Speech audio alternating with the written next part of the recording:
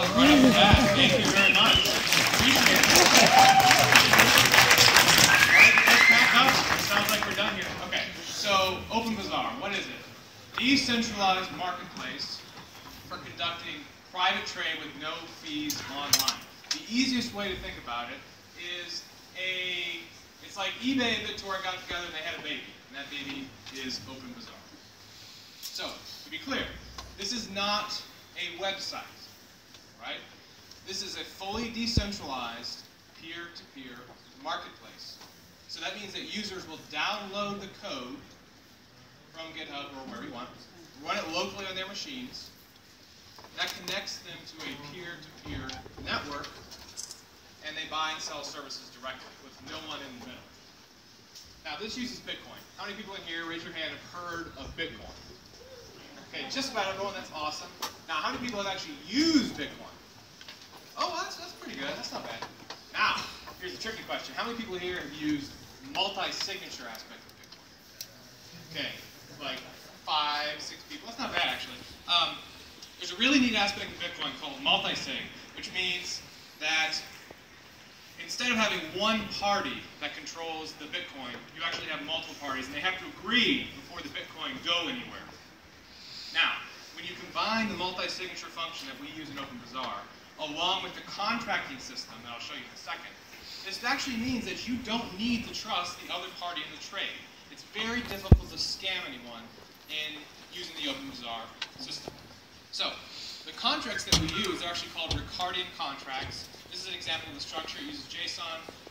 This is a partial contract, but you have things like the price of the item, the category that it is, of course, the title, and all those kind of boring details. These can be as long as you like, and they can be for any contract structure that you like as well. This is for a fixed price contract for people to exchange goods with each other using Bitcoin on OpenBazaar. All right, now I'm going to turn it over to Dionysus. Hey. So I'm going to explain to you how contracts work in the OpenBazaar context. So the idea is that when you have a party who wants to buy something and a party who wants to sell something, you introduce somebody called a notary. I'll explain what that is. So initially, the seller first creates the contract, which means they put their product on for sale. Anybody can do that, so you can put some books for sale, for example, just on the client. And then the buyer discovers this through our discovery mechanisms like search. And then the buyer is ready to buy, so he clicks buy, signs the contract using PGP. This is not visible to the user too much, so there's no technical things involved. They just click a button.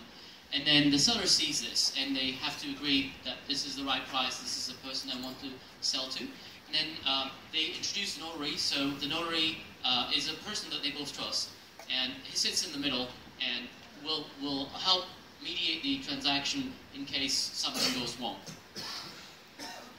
So what happens is the notary checks the signed contract that you two are ready to sign, and then he confirms that he wants to mediate that if it's necessary, and then he sends the final contract back to the seller and the buyer.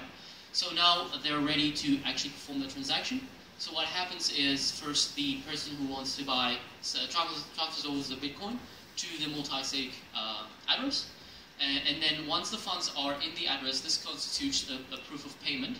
So the funds are locked there, and the seller can see that the payment has been made, but the seller cannot get the funds yet. So at that point, the seller is ready to ship the product to the buyer. So once this is done, upon successful delivery, then the buyer can finalize the transaction and say, okay, I'm freeing up these funds and they can go to my seller since I received my product. So that's a normal procedure, and the notary doesn't really have to do anything in the usual case. So in some cases you might get screwed because this is a decentralized market. Nobody has control of it. Nobody can censor it. So unlike eBay, we can't really control this network. So we need this decentralized property of notaries. So a notary, their purpose is to mediate the transaction in case something goes wrong. In case the buyer didn't receive the product, or the seller for some reason didn't send it, whatever, the notary is notified, and then so the two parties file a dispute, either of them, And then in that case, the notary will talk to each party and decide what happens, like a judge. In that case, the notary can decide either to give the money back to the buyer or send it off to the seller, depending on how the system works. By the way, the introduction of a notary is not really a requirement. If the parties want to transact between each other, they can choose not to have a notary, in which case the money gets lost in case of a dispute, right? So the notary can also charge for dispute resolution. Anybody can be a notary, you can be a notary, so you can make some money off of that and run it as a business. It's not just us, right? Anybody can do that. And then we have a reputation and identity system. This allows people to find vendors and buyers that are trustworthy. We use several mechanisms for trust. Two pillars are described here. One is the identity, and one is the web of trust. The identity is, well, we want our users to be able to be pseudonymous. So we provide some assurances of anonymity.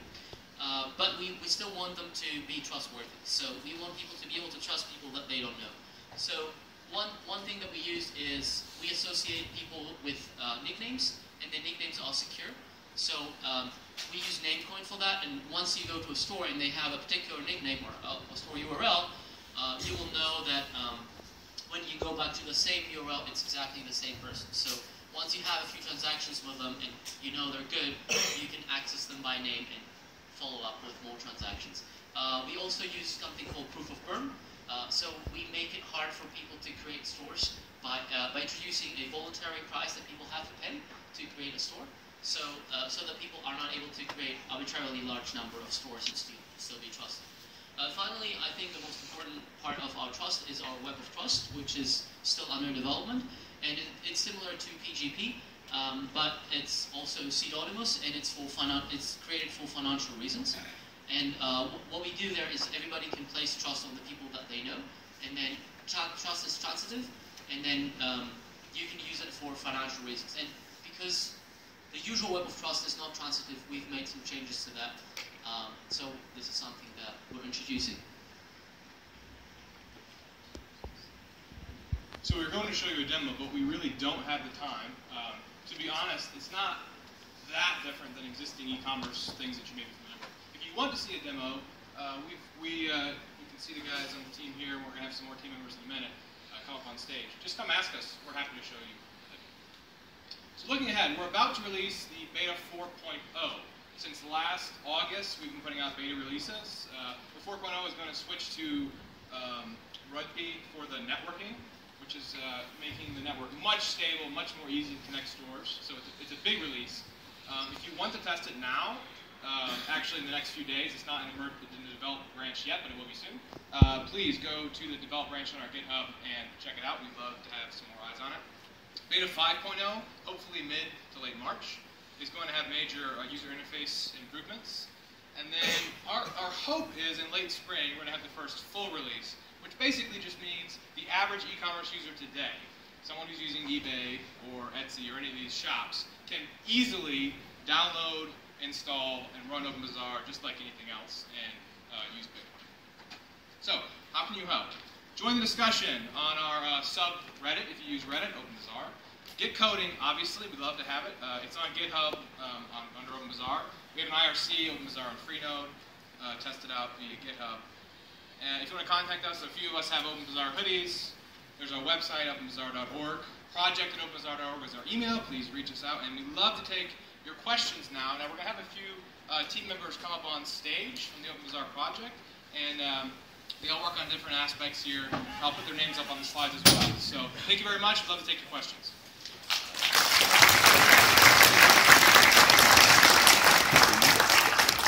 Okay, I see already one question. If you have a question, raise your hand and the mic will be passed to you.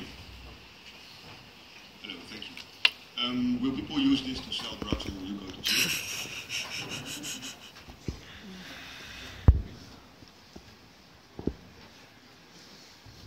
So the question is if people will use it to sell drugs.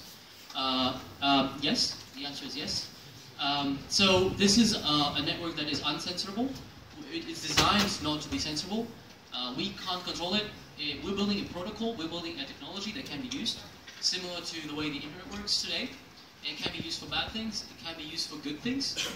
We expect to see some bad things. We expect it to change the way that e-commerce works. So we think the good users are going to be much broader than the bad users.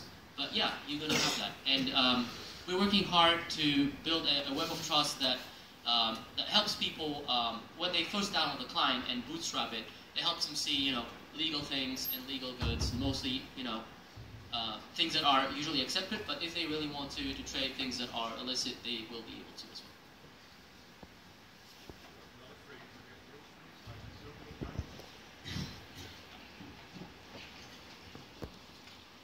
So the question is if we are afraid as developers if we will be responsible for this.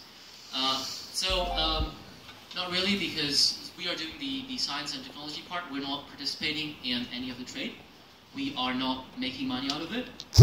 Just building a protocol, and then we're letting people download it and use it. We don't run any servers. We don't run any we don't mediate any transactions. It all happens between the users. Yeah. So I hope this answers the question. Thank you. Next question. I think the going upstairs. What's first? As we know from eBay and various other systems that are based on fairly light parameters such as web of trust and ratings and so forth are subject to fraud, whereby basically somebody sets up a shop and runs it for about a year, and then one weekend puts out a whole bunch of amazing offers and then runs off with the cash. And the basic flaw here is that a lot of the parameters and systems that people use for trust aren't good enough. Now, have you considered looking at the systems built by CA-CERT, which has managed to create what is basically a trusted layer that manages to achieve quite high and strong financial things?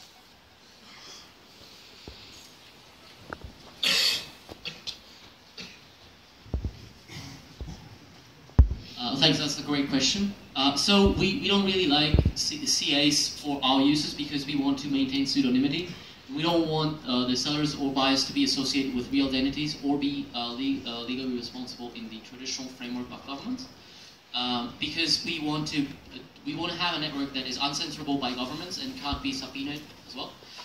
To answer your question about what happens if a seller runs a shop for a while and then runs off, right? This is an important problem. And we have some ideas for that, and one of them is called mutually assured destruction, and it extends these ideas in a game theoretic way that ensures that the seller doesn't have any incentive to do that. The basic idea is that if they don't deliver, they lose some money actually instead of making money. And if you want to talk about the math behind that more, we can talk about it later. But yeah, basically we have proofs that allow us to build these systems. Any more questions? Oh, that's it. Why would we trust the notaries? How does that work? I understand. Well, because it's an important part of the transaction. You said that both parties need to trust them.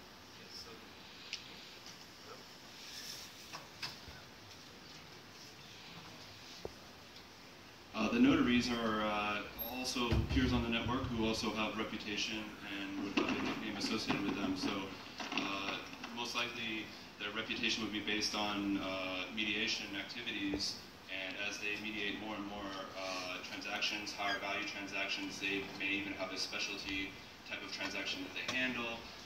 They would become known for that, and people would therefore trust them to mediate these processes. And therefore the notary, how does it start? Okay, so, I cannot show you in a demo right now, but basically within the client you can specify your user type as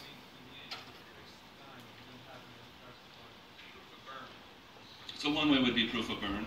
Proof of burn is usually used as a seed of trust. So when you show up onto the network, you're new, you have no reputation, no web of trust rating. What you can do is you can put up some kind of bond essentially that goes away, to the proof of burn, and it would show that you at least put up some stake in order to start your reputation. That creates an incentive not to try a civil attack where you would generate a ton of stores to create a false reputation and try to defraud somebody. Okay. Okay, thank you very much. We're out of time for questions. If you have more questions, please meet the people up front. Thank you very much.